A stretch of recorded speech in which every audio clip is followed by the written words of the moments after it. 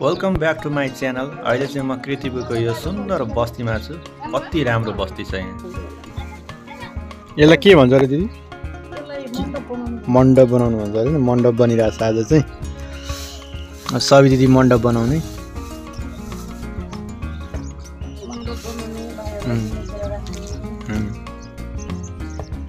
के को लागि भनेर भन्छ त्यो भन्नु त। यो यमराजको लागि त्यो चाहिँ के हो लागि दुईटा देवता हुन्छ नि जस तिमीहरूलाई आयु आरोग्य होस् भनेर पहिला यमराज यहाँ आउनुभन्दा अगाडि यमराजलाई छुनुपर्छ नि त। त्यो यमराजले प्रोटेक्ट गरोस् भनेर तिमीहरूलाई भन्दा पहिला यमराज पार्नुपर्छ। तिमीहरूलाई जे दियो उहाँलाई पनि दिनुपर्छ। अनि यहाँ अर्कोबाट भाइ बस्छ उसको सिधै बस्छ। अनि त्यहाँखेरि अर्को पनि एउटा त्यो अष्ट चिरञ्जीवी कि होइन उहाँलाई गरेपछि अनि तिमीहरू प्रोटेक्टमा छौ बिचमा छौ क्या परेबाट बढिगा।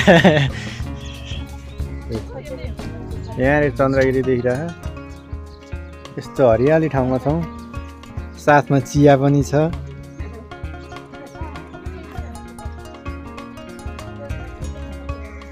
चिया खाँदै अनि त्यसको चाहिँ हामी यो ठाउँमा छ। कस्तो रमाइलो ठन्डा ठन्डा चिसो चिसो यता तयारी हुँदैछ।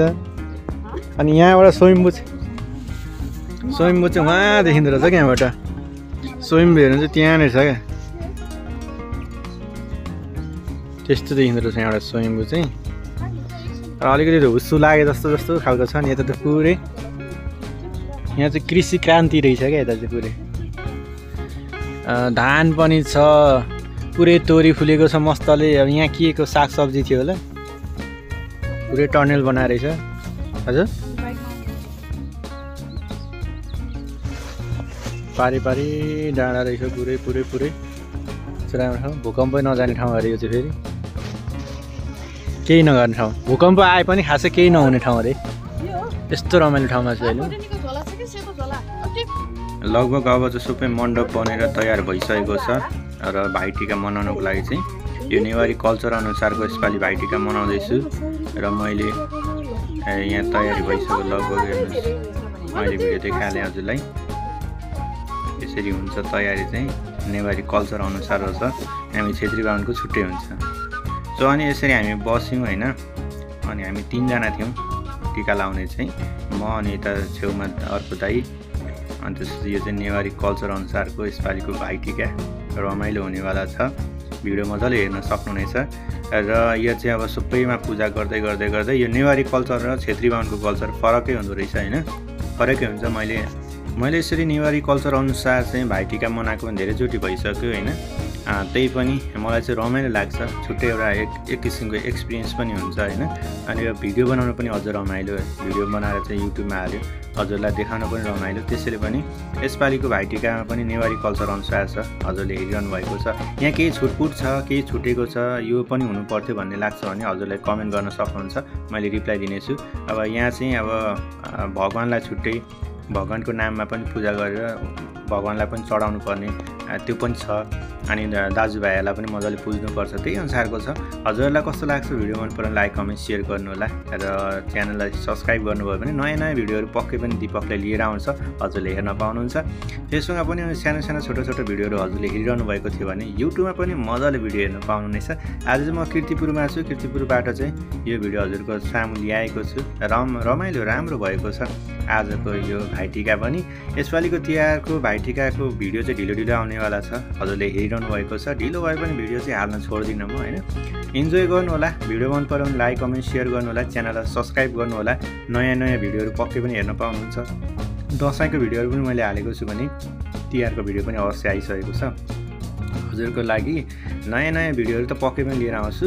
इन्जोय गर्नु होला। त्यही भन्छु। अरू त के हो साथ सपोर्ट दिनु होला। नयाँ भिडियोहरू अवश्य पनि आउनेछन्। इन्जोय गर्नु होला। अहिलेको लागि चाहिँ भिडियो यता।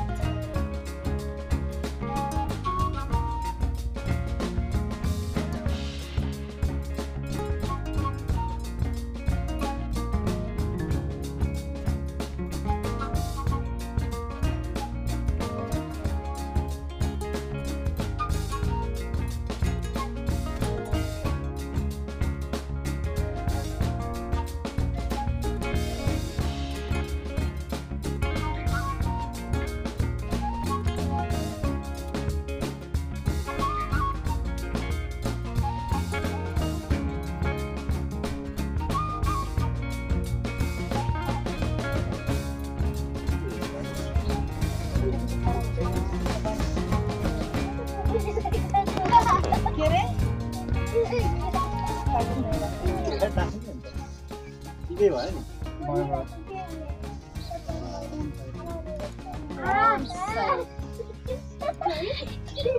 लाउनु पर्छ यस अर्कै कलर देखियो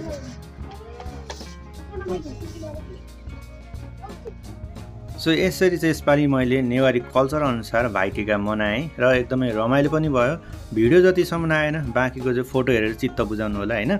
अब अर्को वर्ष हाम्रो कल्चर अनुसार चाहिँ अर्को वर्ष पक्कै पनि मनाउने छु। यो वर्ष चाहिँ नेवारी कल्चर अनुसार चाहिँ कीर्तिपुरमै गएर पनि भव्य रमाइलो भयो। बाँकी भिडियोहरू हजुरले अवश्य पनि हेर्दै जानु होला।